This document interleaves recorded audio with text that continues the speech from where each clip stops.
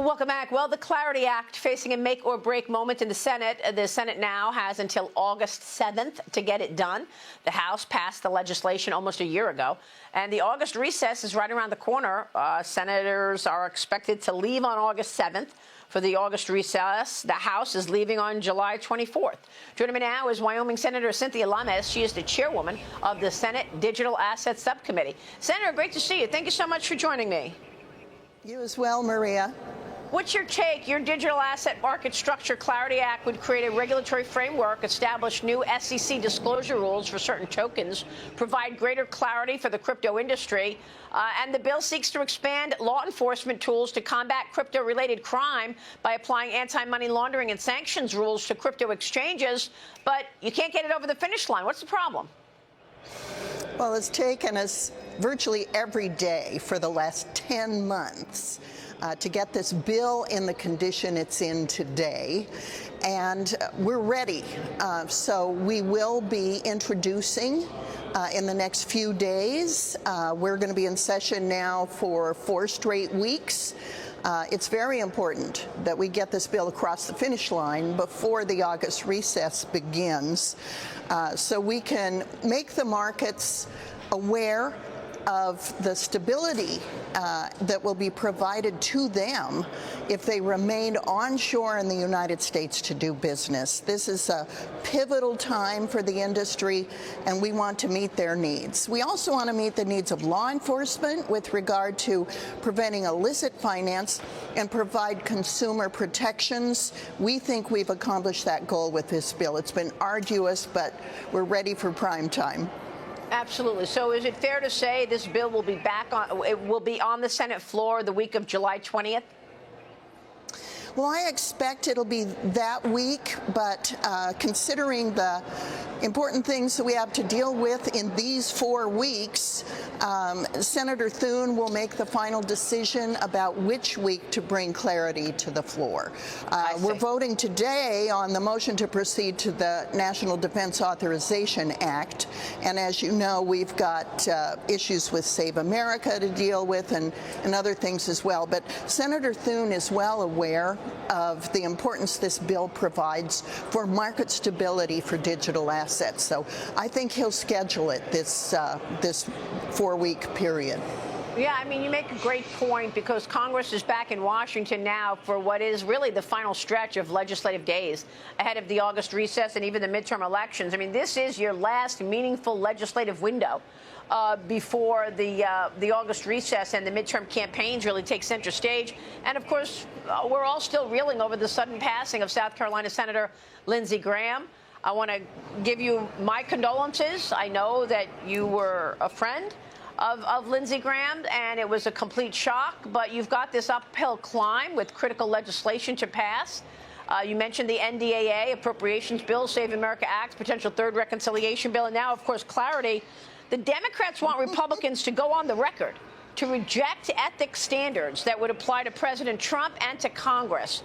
It's not clear if there is 50 GOP senators willing to take that vote. Can you give us some color on that? Yeah, we've continued to work on ethics language that the Congress has to live under and the president has to live under. So some of the issues are things like, can a state attorney general sue an elected official? My answer is absolutely not. And we're going to continue with that position, try to convince our colleagues that that's patently unfair for a state attorney general to sue a federal elected official from their state or another state over digital assets. You know, blind trusts are certainly on the table. And when we finally come to the language that both the Congress can live with and the White House can live with, I think it's going to be a decent balance and something fair.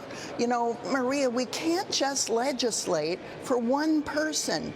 The president made his money on digital assets before he took the oath of office.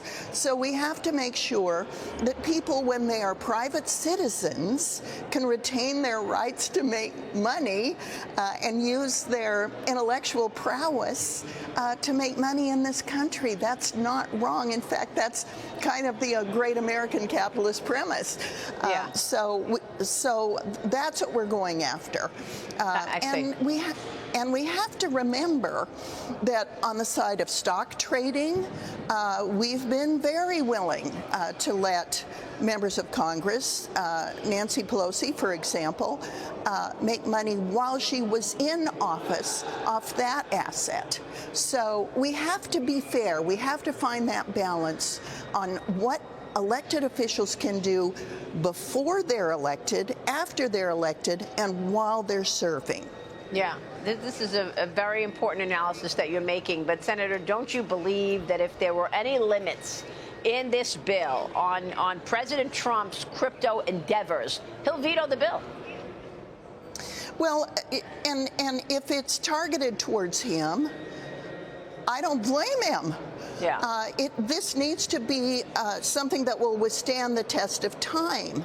This bill isn't in effect only while President Trump holds the office of the president.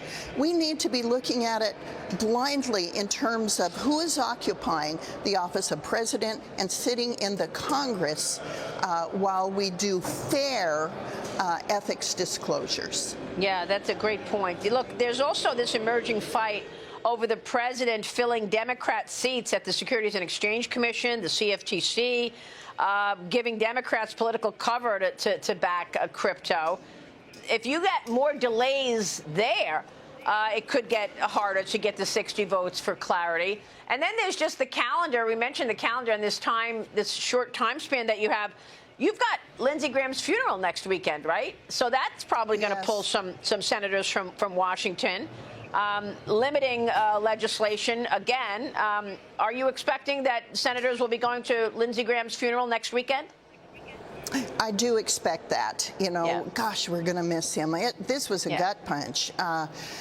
He was my eyes and ears to foreign policy because all of my committee assignments are domestic facing. And so we'd go out to dinner with a small group of senators, and Lindsey would hold court. Sometimes he'd call the president on the phone and lay the phone down and push speaker. And so we had the president at dinner with us, at least on the phone. He was extraordinary. There's no one like him. There will never be anyone like him, where you can go and use humor and wit to disarm the leadership of Saudi Arabia, of Israel, of Syria. He knew no bounds in terms of who he was willing to talk to. And he could disarm people with his sense of humor and say things nobody else could get away with world leaders. So he was unique. I loved the guy. He was a dear friend. And this hurts. I'm going to miss him. We have to balance that with all the critical work we had to do. And sometimes something like a significant death like this will jar us into stepping up and being what the American people expect of us. And I hope this has that effect, because the U.S. Senate and my caucus, the Republican caucus, really is full of outstanding leaders. And we've been we haven't been forward-facing. We haven't been aggressive enough. We have to make the strong push now. And this may be the jarring event that we needed to make us step up to the plate and do what the American people expect of us and ask of us. So I think in a weird way, this is going to be kind of a motivating moment for Senate Republicans. I certainly hope so. Oh, do you think that Lindsey Graham's sister will vote the way the senator would have voted? I mean, he was a big supporter of the Save America Act. I don't know if you see room for the Save America Act anywhere on any other legislation. Do you think that sees the light of day anytime soon before the midterms? Well, I sure hope so. Honestly, I think that there is more support growing and that her presence is going to be a driving force. She'll be sworn in this afternoon at about 2:15. I can't wait to meet her and start working with her, and I'll bet she's a supporter of the Save America Act. Yeah. All right. Well, look, my condolences to you, Senator. Thank you. Thank you. I was actually at one of those lunches when Senator Graham called the president, and he was on speakerphone, and I watched both sides of the aisle interact with Lindsey Graham and everyone and the president. Senator, thank you. We'll be watching your work, certainly, on all of this.